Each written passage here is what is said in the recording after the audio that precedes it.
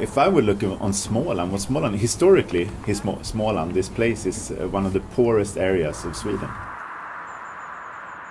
So that's something to have in mind, and it's also, I think that's why this part of Sweden is always been the part for a lot of small companies growing up. A lot of innovation is coming from this part of Sweden also, because you had to be innovative to be able to survive once upon a time, like 100 years ago. So I think that's also part of the history of IKEA actually being brought up in this place.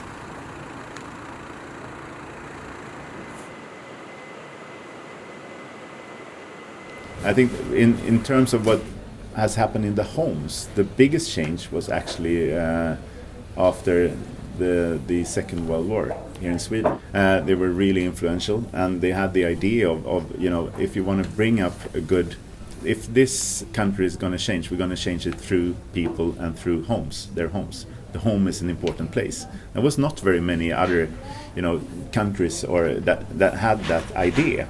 So they put a lot of research and science and innovation into how to innovate the home of people. And at the same time, IKEA started.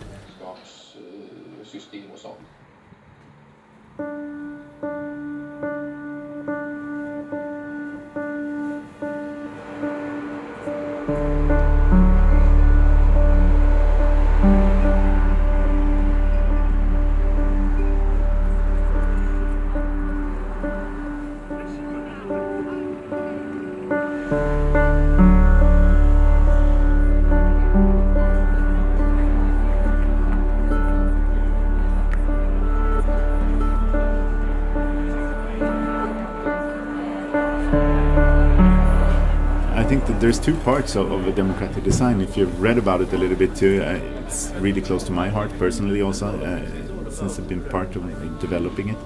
I think there's one, you could talk about the democratic part, and then it's the design philosophy.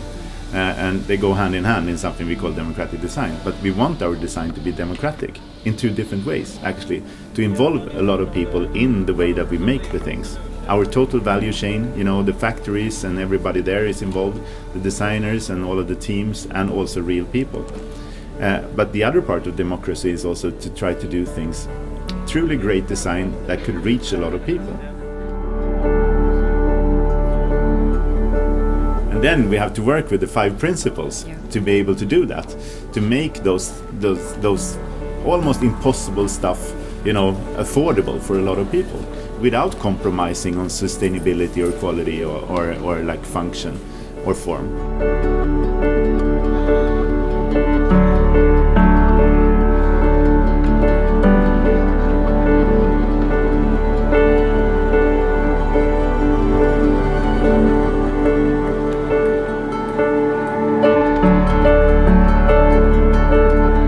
IKEA's mission is to create a better everyday life for the many people.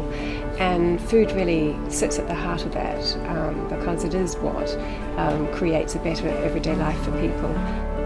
We see a very strong trend, in fact I would say it's more than a trend, it's a real movement all over the world towards real food, healthier, more sustainable food. And that's what we're really trying to provide to our customers. How does it appear? The function of the food is it's serving people's good health, sustainability, but then also affordability, which is really a critical part. If you want people to eat well, then you need to make it affordable to everyone. And finally, also, you can't forget flavour and taste, which is really a key influence and way to help people eat healthier, more sustainable food. So all of those factors combined, we believe, create food products that are considered to be democratic, and that's what we bring into our range, and that's the trend that we're trying to serve as a food business.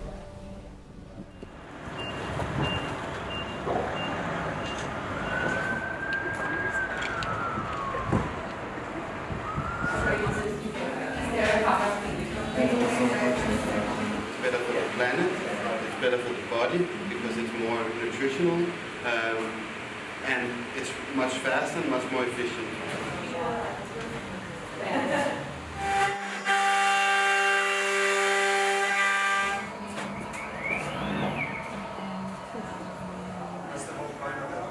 So what kind of ingredients are you playing around with? Like the two main things is Basically just.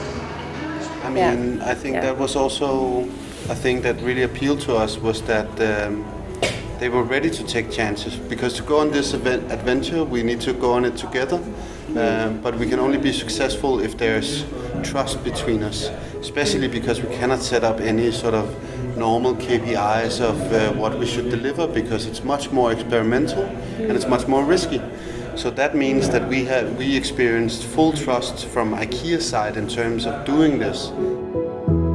And still today is that IKEA is unlike a lot of other of these big corporations, because one, they are a very value-driven company.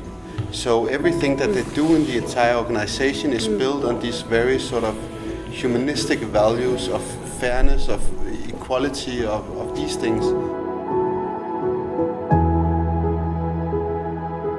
As a company, you have to see, or as IKEA, we have to see when we're coming to a market, we have to localize, especially from a customer perspective, knowing the architecture, knowing the dreams of customers. What are your dreams? What are your frustrations today in your home? What you want? And this gives then how we are presenting the inside of the store. There are a lot of learnings what we have during that period. This is now where we want to stay, because it's part of our culture and values, and it is the part where we want to adapt, adjust, or discover something new.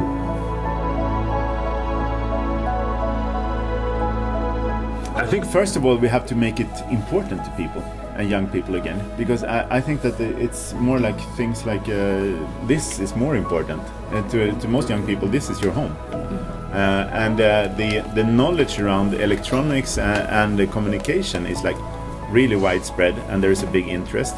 But actually, how do you make your home, the space which is your home? What is the knowledge for how do you make that something which makes you feel good? Is a little bit like lacking. So I think that we have to take on knowledge again and actually look upon that as part of the products. So to share our knowledge around the importance of the home and how you could make it a better place. Because we know for a fact, and I think that everybody knows that if you come into a place which is really, a nice place, then you feel better. So it's not rocket science. It's more like getting people to acknowledge that and go for it again. So I think that's one part.